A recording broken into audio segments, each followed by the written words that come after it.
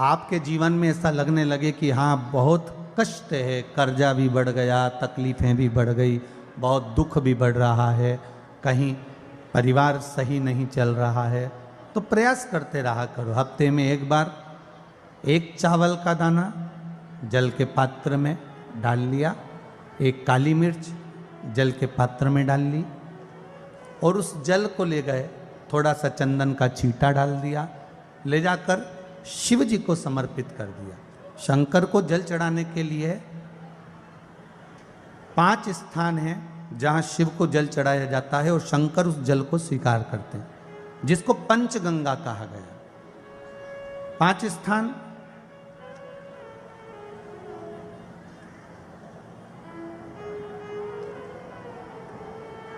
अच्छे से समझ लीजिएगा, जब भी शिव मंदिर में जाएं तो ये 5 स्थान शिव को जल चढ़ाने के लिए ये रखा है। शिवलिंग, गोल जलाधारी, ये चरण जहाँ से पानी नीचे की ओर जाता है। शंकर भगवान के 13 बच्चे हैं, 13 की 13 बच्चे, शिव जी का संपूर्ण परिवार, 33 कोटि देवता, 64 योगनियाँ, सब शिवलिंग के आसपास में। आप शंकर जी के मंदिर में जाकर ये कभी ना विचार करना कि पार्वती जी को ढूंढना पड़ेगा या गणेश जी को ढूंढना पड़ेगा या कार्तिकेय जी को ढूंढना पड़ेगा या भैरव को ढूंढना पड़ेगा। हमें शंकर के मंदिर में जाकर किसी देवता को ढूंढने की जरूरत नहीं है। जहां शंकर भगवान का शिवलिंग रखा हुआ है वो माता जी का हस्तकमल है, माता पार्वती जी का स्थान है। जहां शिवलिंग रखा है वो शंकर भगवान है। जहां जलाधारी है उस जलाधारी के पास में जहां पानी बहता है बीच में अशोक सुंदरी का स्थान है। जहां से पानी बह रहा है उसका राइट भाग वहां गणेश जी का स्थान है, लेफ्ट भाग कार्तिकेय जी का स्थान है। शंकर भगवान के ऊपर जो जल गिर रहा है वो शंकर भगवान की 5 लड़कियां, जया, विषहरा, शामली बारी, दौतली, देव, ये शंकर जी की 5 बेटियां ऊपर हैं। जहां से पानी बहकर उस निकासी से, जहां नाली बनी रहती है, पानी जहां से निकलकर बाहर मंदिर के जा रहा है वो 33 कोटि देवताओं का स्थान है। इसलिए सारे मंदिरों की परिक्रमा हो सकती है पर शंकर जी के मंदिर की परिक्रमा नहीं करते, क्योंकि वो जल जो जा रहा है वो 33 कोटि देवताओं का स्थान है, उसको हम लांघ नहीं सकते। वो स्थान जल चढ़ाते समय आप इसका स्मरण रखें। पानी का जब पात्र लेकर जाते हैं मंदिर के अंदर, सबसे पहले शिव जी का जो जलाधारी है उसमें राइट भाग पर अपनी मनोकामना कर कर जल चढ़ाएं, फिर लेफ्ट भाग में चढ़ाएं रोग मुक्ति के लिए। अशोक सुंदरी की जगह पर चढ़ाएं, ये 3रा स्थान। 4था स्थान माता पार्वती जी का जो कटी भाग है जहां पर शिवलिंग रखा हुआ है उस भाग पर जल चढ़ाएं, 4था भाग। 5वां भाग शंकर जी के ऊपर चढ़ाएं। ये 5 जगह पर जल क्रम वाइज चढ़ाएं। आप लोग जाते हो डायरेक्ट जाकर शंकर जी पे जल उंडेल करा जाते हो, सीधे गए और शिव जी पे जाकर आपने जल चढ़ा दिया। हमारे यहाँ शास्त्र कहता है जैसे अपन देवताओं की पूजन करते हैं तो पंडित जी सबसे पहले पूजन किसकी कराते हैं? जम के बोलो जरा, गणेश जी की। गणेश जी के बाद पूजन कराते कराते कराते कराते कराते कराते आगे के सारे देवता कराते कराते कराते कराते फिर जन पर पहुंचते हैं। आप डायरेक्ट मूल पूजन कराते कराते कराते कराते कराते कराते आगे के सारे देवता कराते कराते कराते कराते फिर मूल पूजन पर पहुंचते हैं। आप डायरेक्ट मूल पूजन पे पहुंच जाते हो। और सरल भाषा में समझ लो, जितनी सरल भाषा में समझोगे ना उतना अपने जीवन में उतर जाएगा। इस छत के ऊपर आपको चढ़ना है, निशानी रखी है,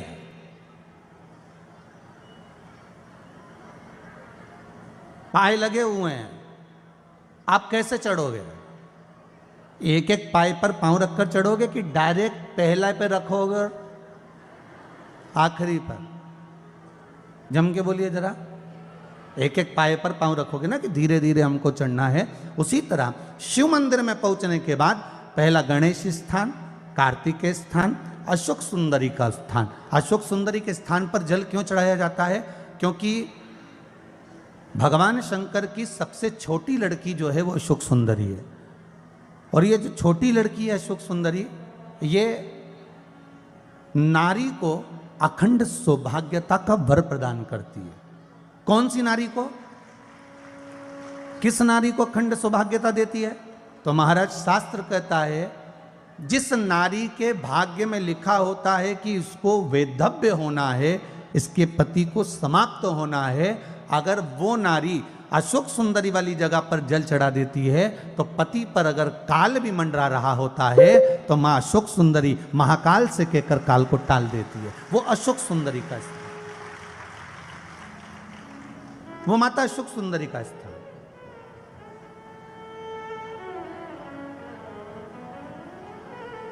जल चढ़ाने का एक नियम है। यहां जल चढ़ाया, फिर कार्तिकेय बाबा को चढ़ाया, फिर अशोक सुंदरी को चढ़ाया, फिर कटी भाग पर। ये कटी भाग बड़ा विशेष भाग है महाराज, बहुत बहुत ध्यान दीजिएगा। जिस पति और पत्नी में विवाद होकर अदालत तक बात पहुंच गई हो और तलाक तक की नौबत आ रही हो, महाराज उनको जोड़ने के लिए ये कटी भाग मूल होता है। कौन सा कटी भाग? जहां पर शिवलिंग रखा है, जहां शिवलिंग रखा है ये कटी भाग मूल होता है। कहते हैं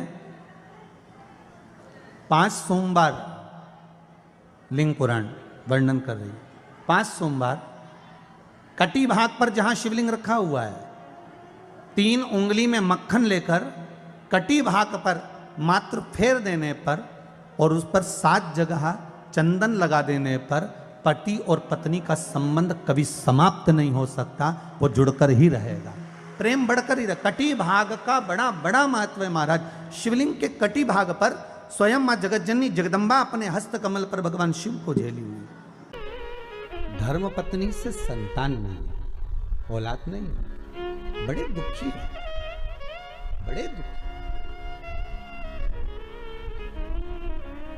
अच्छा, संतान नहीं हो, किसी नारी की गोद अगर, स्त्री की गोद अगर खाली रह जाए तो भी दुख होता है उसको कि मेरे घर में औलाद नहीं, संतान नहीं।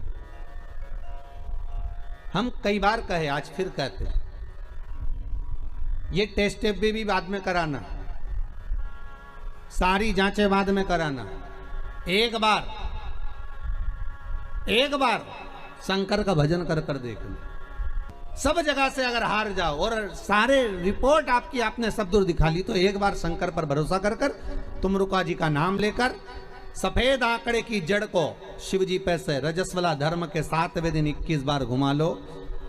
नाम गोत्र बोलकर कमर में लाल धागे में बांध लो। पीपल के पत्ते शिव जी को चढ़ाओ, उठाकर लाओ। उस एक पत्ते को रात्रि को गाय के दूध में उकालो और उस दूध को दोनों पति पत्नी पियो।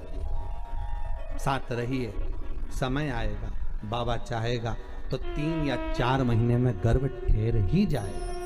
सारे डॉक्टर को दिखा लिया अपनी जगह, टेस्ट भी करवा लिया अपनी जगह, पर एक बार प्रयोग, और वो विश्वास रखकर करना पड़ेगा। शंकर पर जो भी कार्य कर रहे हो आप, जो उपाय कर रहे हो आप, शिव का स्मरण कर, भगवान पर अगर विश्वास रखोगे, भरोसो दृढ़ इन चरणन कहो, श्री वल्लभ नक चंद्र छटा बिन सब जगह माही अंधेरो। अगर भरोसा है तो शंकर है, और भरोसा नहीं तो शिव कहां से? विश्वास लेकर अगर आए हो तो काम तो होगा। ये लोग काशी से आए हुए हैं, विश्वास लेकर ही तो आए होंगे कि हम जाएंगे शंकर की कथा में तो बाबा कृपा जरूर करेगा। कई लोग यहाँ पर बैठे हुए हैं जो विश्वास लेकर आए हुए हैं, दूर दूर से आए हुए हैं, केवल विश्वास लेकर कि भगवान कृपा करेगा किसी ना किसी रूप में, मुझे विश्वास है कि बाबा मेरी सुनेगा। और फिर कहता हूं, कथा में अगर आपने मन लगा लिया, भले टीवी चैनल के माध्यम से श्रवण कर रहे हो, भले मोबाइल के माध्यम से श्रवण कर रहे हो, भले पंडाल में सुन रहे हो, बाबा से अगर दिल से आपने अगर कह दिया तो 3 महीना बहुत होता है सब कामना पूरी होने के लिए। मेरा बाबा आपको कुछ ना कुछ दे ही देता है, बस आपकी रुचि के अनुसार सुख प्रदान कर ही देता है। आप उस पर विश्वास, भरोसा, भटकना नहीं है हमको, मार्ग से विचलित नहीं होना। मान लो कोई व्यापार, कोई दुकान, कोई फैक्ट्री आपकी ठीक नहीं चल रही है, आप ठेला लगा रहे हो, सब्जी की दुकान लगा रहे हो, कोई दुकान खोल कर बैठे हो, कोई फैक्ट्री लगा कर बैठे हो, कोई व्यापार कर रहे हो और उस व्यापार में तुम्हें आनंद नहीं आ रहा, बहुत तकलीफ चल रही है, बहुत तकलीफ, सब कुछ करके देख लिया पर वो तकलीफ मिटी नहीं रही। तो थोड़े दिन, थोड़े समय किसी भी शंकर के मंदिर में बटकेश्वर महादेव के नाम से एक बेलपत्र चढ़ाने का तरीका जरा समझ लेंगे। आप अगर जिस दिशा में खड़े हो। अगर आप शंकर के शिवलिंग के इधर हो तो बेलपत्री का डंडी का मुख आपकी ओर होना चाहिए। आप इधर हो तो डंडी का मुख उधर हो, आप उधर हो तो डंडी का मुख उधर हो, आप इधर हैं तो डंडी का मुख इधर हो।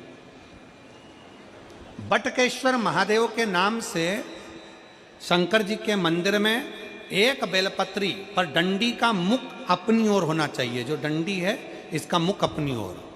बटकेश्वर महादेव के नाम से एक बेलपत्र शंकर भगवान को समर्पित करो बटकेश्वर महादेव के नाम से। और बेलपत्र चढ़ाने के बाद में जो तुम्हारे कलश में जो जल है, लोटे में जो जल है, वो 7 बार, लोटे का जल 7 बार, 7 बार से मतलब है अलग से लोटा भरना नहीं है, 7 बार उसी लोटे का जल जब बेलपत्र डंडी समेत समर्पित कर दें, 7 बार उस लोटे के जल को 7 बार बटकेश्वर महादेव का नाम लेकर अपनी मन की कामना कर कर बाबा से विनती करते हुए कि बाबा मेरी ये छोटी सी अर्ज स्वीकार करते, 7 बार उस जल को चढ़ाओ। लगातार कम से कम आप 15 से 20 दिन तक लगातार बटकेश्वर महादेव के नाम से चढ़ाओगे। ऐसी कोई दुकान और फैक्ट्री नहीं तो चले नहीं और आगे बढ़े नहीं और काम सुलझे। बटकेश्वर महादेव, भगवान शंकर का ये नाम, भगवान शिव का ये स्तुति, भगवान शंकर का ये नाम बटकेश्वर महादेव। स्वयं भगवान शंकर ब्रह्मा जी का जब सिर कटकर बड़का पेड़ बन जाता है और उस पेड़ के नीचे, वृक्ष के नीचे शंकर भगवान विराजमान हो जाते हैं, शिव जी उसके नीचे विराजमान हो जाते हैं, उसी का नाम बटकेश्वर महादेव पर। बटकेश्वर महापुराण की कथा कहती है, भगवान शंकर का चरित्र कथा है कि जिस बच्चे को, जिस मनुष्य को, जिस स्त्री को, जिस कन्या को, जिस बेटे को, बेटी को, बुजुर्ग को, महिला को, पशु को, पक्षी को, जानवर को, जलचर को, थलचर को, किसी को भी अगर शंकर जी की पूजन करना नहीं आए, आड़ी टेढ़ी भी कर देगा तो भी शंकर भगवान उसको स्वीकार कर लेंगे और शंकर उसको वर प्रदान कर देंगे। शिव उसकी पूजन को स्वीकार कर लेते, शंकर भगवान उसकी पूजन को स्वीकार करते।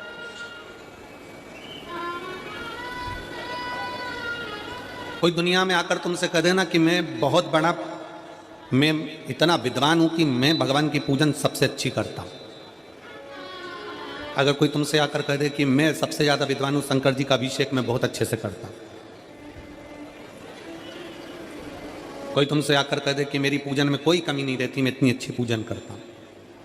कोई विद्वान से विद्वान व्यक्ति भी आकर तुमसे कह दे कि मैं शंकर जी का अभिषेक इतना विद्वत्ता में कराता हूं कि मैं शंकर जी की आराधना सबसे श्रेष्ठ कर सकता हूं, तो मान लेना कि शिव मिल नहीं सकते, शंकर नहीं मिल सकते।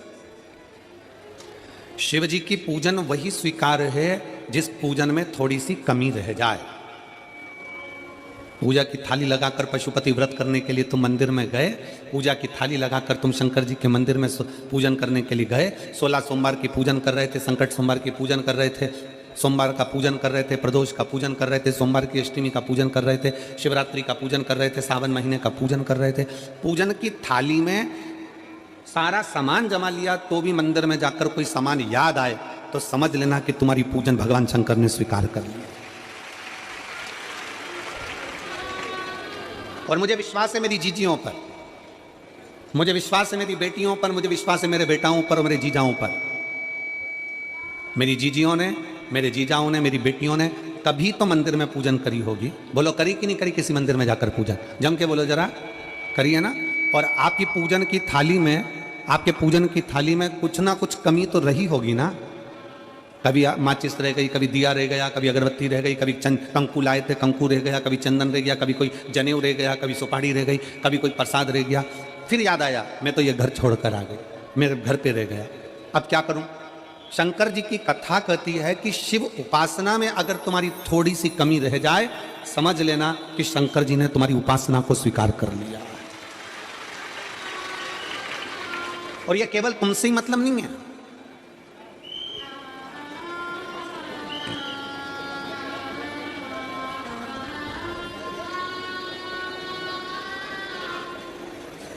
केवल आपसे मतलब नहीं है कि आपकी पूजन में ही, उपासना में कमी रह जाए।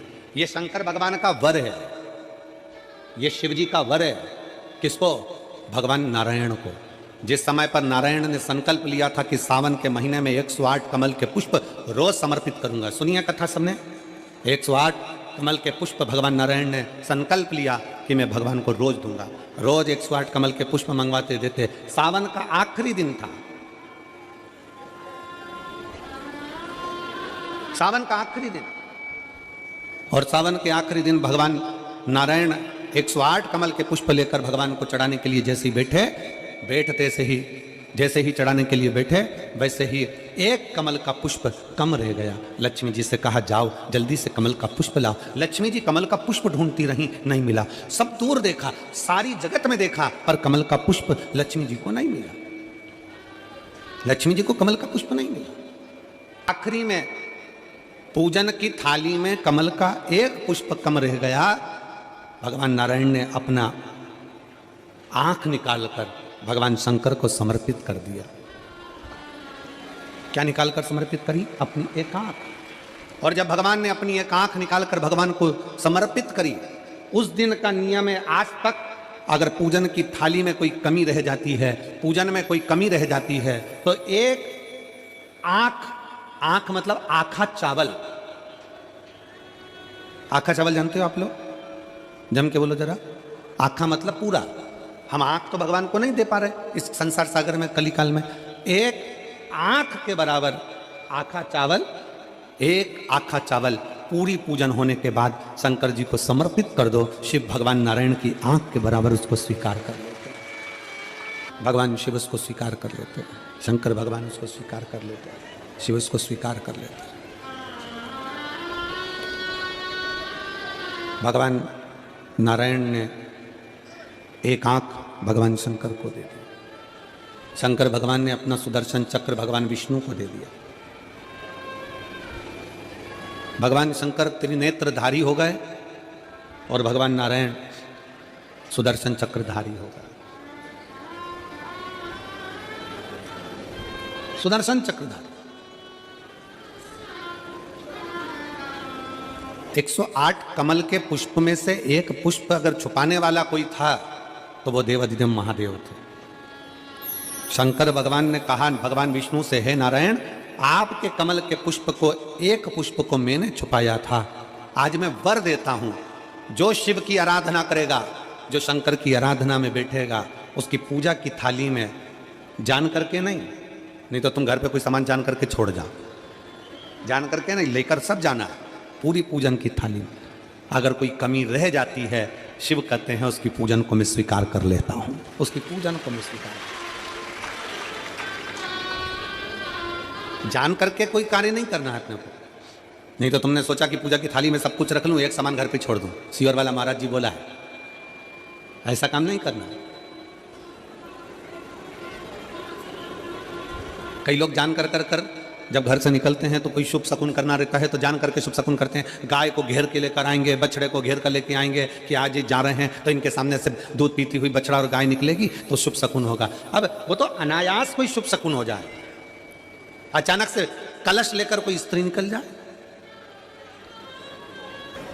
जब हम नेपाल में कथा करने के लिए गए तो वहां पर कान वाले ने पत्र लिखा, और शायद नेपाल की कथा में वो पत्र आप लोगों ने सुना भी होगा।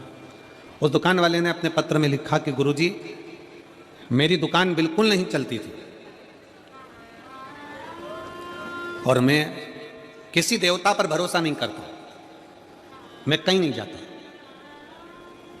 पर 15 घर छोड़कर एक लड़का रोज प्रतिदिन 1 लोटा जल लेकर शंकर जी के मंदिर में जाता है और मेरा दुकान पे आने का समय वही टाइम होता है। वो लोटा लेकर निकलता है और मैं दुकान की ओर बढ़ता हूँ, दोनों का मिलना थोड़ा आगे होता है। गुरुजी, जब से वो 1 लोटा जल भरा हुआ कलश मेरे सामने से निकल कर जाता है, तब से मेरी दुकान चलना इतनी प्रारंभ हो गई कि मुझे पीछे पलट कर नहीं देखना। अब ना उस दुकानदार ने उस लोटे वाले को कहा कि तू जल लेकर जा, उस लोटे वाले ने भगवान शंकर की कथा को श्रवण करा और एक लोटा जल लेकर शंकर के मंदिर में जाना प्रारंभ करा। संसार के ऐसे कई शिव भक्त हैं जो अपने घर से एक लोटा जल लेकर शिव जी के मंदिर में जाते हैं। कोई सुबह सुबह निकल कर जा रहा होता है, भरा हुआ लोटा उसके सामने से निकलता है तो शुभ शकुन हो जाता है और जाते हुए का कार्य सफल हो जाता है। अपने आप मंगल शकुन हो रहा है, अपने आप मंगल शकुन हो रहे हैं।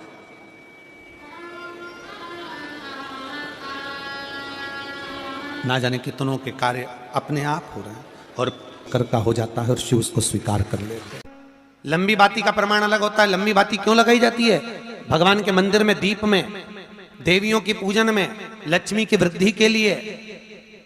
कौन से देवता के यहाँ लंबी बत्ती लगती है और कौन से देवता के यहाँ गोल बत्ती लगती है, उसका भी प्रमाण वर्णन। किसी देवी की पूजन करो तो लंबी बत्ती आती है, कुल देवता की पूजन करो तो लंबी बत्ती आती है। किसी मंदिर में किसी देवता को लगाने जाओ तो गोल बत्ती लगती है, उसका भी प्रमाण है। लंबी बत्ती जहां लगाई है, अगर लक्ष्मी के सामने लगाई है तो लक्ष्मी की लंबाई बढ़ती है, लक्ष्मी की वृद्धि बढ़ती है। अगर कुल देवता के नाम की लगाई है तो वंश की वृद्धि होती है। इसलिए हमारे यहाँ अमावस्या पूनम को जो पाटे माटे भराते हैं उसमें गोल बत्ती नहीं लंबी लगाई जाती है, जिससे हमारा वंश बढ़े।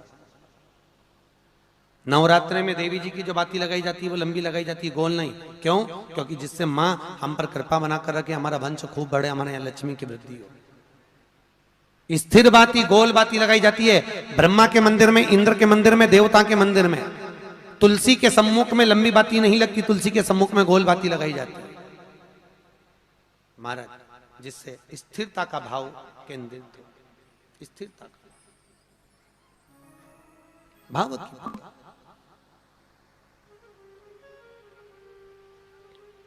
पीपल के वृक्ष के नीचे कभी लंबी बाती नहीं लगती, बड़ के पेड़ के नीचे कभी लंबी बाती नहीं लगती, आंवले के पेड़ के नीचे कभी गोल बाती नहीं लगती। आंवले के वृक्ष के नीचे लंबी बाती लगना चाहिए। धन की वृद्धि, सुख समृद्धि। तुलसी के पौधे के नीचे लंबी नहीं लगती, गोल बाती लगती। बातियों का भी प्रमाण। जो बच्चे चिड़चिड़े होते हैं, चाहे घर में बेटे हों, बहुएं हों, सास हो, ससुर हो, परिवार में छोटे छोटे बच्चे हों, चिड़चिड़ प्रवृत्ति करते हों या चिड़चिड़ा स्वभाव हो, जरा जरा सी बात में क्रोध आ जाता हो, बोलने का भान नहीं रह पाता हो, शब्दों के बाण चलते हो, तो महाराज प्रदोष के दिन, प्रदोष काल में बेलपत्री के पेड़ के नीचे एक जो पत्ता आपके पास में हो, पान का मिल जाए तो पान का, पीपल का मिल जाए तो पीपल का, बेलपत्र का मिल जाए तो बेलपत्र का, उस पत्ते पर मात्र थोड़ा सा शहद और 7 दाने चावल के रखकर घी का दिया लगा दो महाराज, और थोड़ा सा जल हाथ की अंजलि में लेकर भगवान देवाधिदेव महादेव का स्मरण कर कर कि इस बेलपत्री के वृक्ष के नीचे माता लक्ष्मी, पार्वती, सरस्वती विराजमान है। इसी बेलपत्री के पेड़ के नीचे मेरे देवाधिदेव महादेव का 12 ज्योतिर्लिंग का स्वरूप प्रकट है।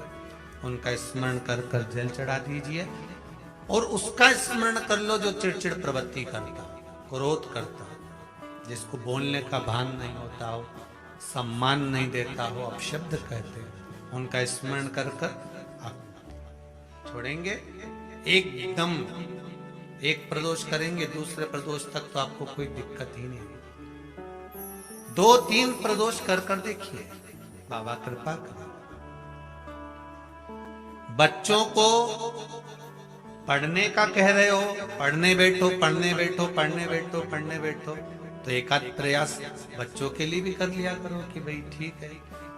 जैसे बैकुंठ चतुर्दशी वाला उपाय हमारे YouTube पर भी डला हुआ है, आप उसको निकाल कर सुनना।